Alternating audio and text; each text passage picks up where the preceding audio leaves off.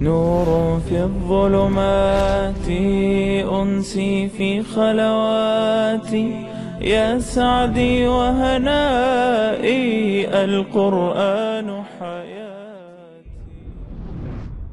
إن الله يأمركم أن تؤدوا الأمانات إلى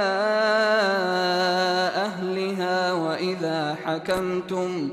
وإذا حكمتم بين الناس أن تحكموا بالعدل إن الله نعما يعظكم به إن الله كان سميعا بصيرا।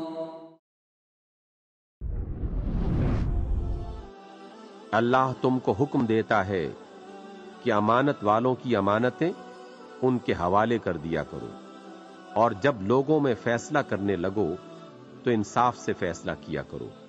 अल्लाह तुम्हें बहुत खूब नसीहत करता है, बेशक अल्लाह सुनता और देखता है।